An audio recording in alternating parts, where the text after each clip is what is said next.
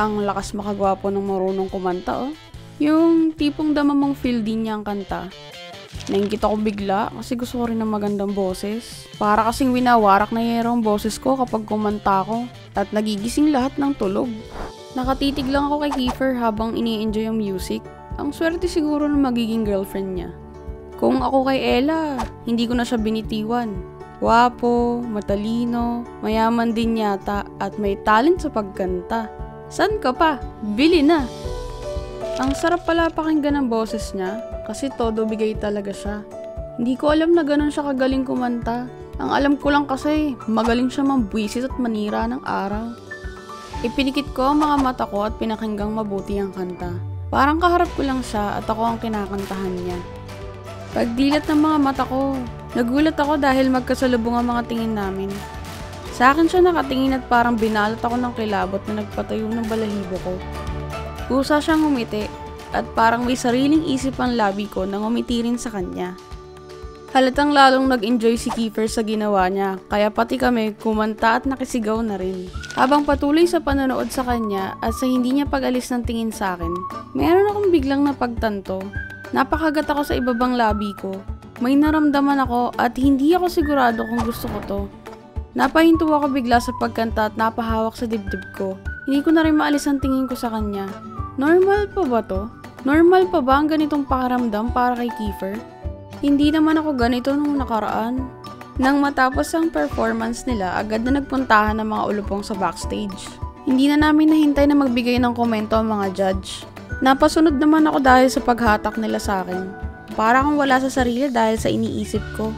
Hindi kami pinapasok kaya hinintay na lang namin makalapit sina Kiefer sa amin. Hindi naman kami nabigo dahil agad silang lumapit nang makita kami. Ang galing pre, ikaw na! Bati nila kay Kiefer. Nag-oobserba lang ako sa kanila. Ayokong lumapit ng husto dahil kakaiba pa rin ang nararamdaman ko. JJ! Tawag sa akin ni Yuri nang lumapit siya. Nagustuhan mo?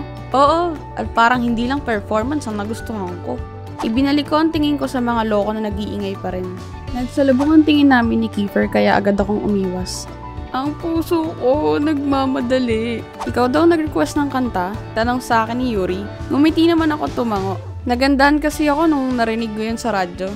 Sandali pa kami nag-usap hanggang sa hindi ko na malaya ng paglapit ni Kiefer sa amin. Tinugtog namin ang request mo, wala man lang bang thank you? Tanong niya sa akin. Ay Diyos me. Tumingin ako sa likod niya dahil hindi ko kayang tignan siya sa mga mata. Grabe kasi. Feeling yata ng puso ko may deadline siyang hinahabol dahil sa bilis ng pagtibok. Thank you. Sabi ko pero sa likod pa rin niya ako nakatingin. Lumingon siya sa likod niya. Sinong pinasasalamatan mo dyan? Hindi ako sumagot at bahagyan napakamot sa ulo. Nagulat na lang ako nang bigla niyang inilapit ang mukha niya sa mukha ko. Hindi ko nagawang umiwas o umatras man lang. Hindi ako nakagalaw. Parang may sumakal sa akin at pinahihirapan akong huminga. Eto ako oh, sabi niya. Oo nga, sabi ko nga, sagot ko habang nakatingin sa kanya. Pero hindi pa rin niya inilalayo ang mukha niya sa akin. Agad na binalot ng init ang mukha ko. Pakiramdam ko, kapag nagtagal pa kaming ganito, mamamatay na ako dahil sa bilis ng tibok ng puso ko. Bakit ba ganito? Bakit ako nakakaramdam ng ganito? Hindi naman ako ganito sa kanya dati. Madalas at inis at pagkabuisit lang ang nararamdaman ko.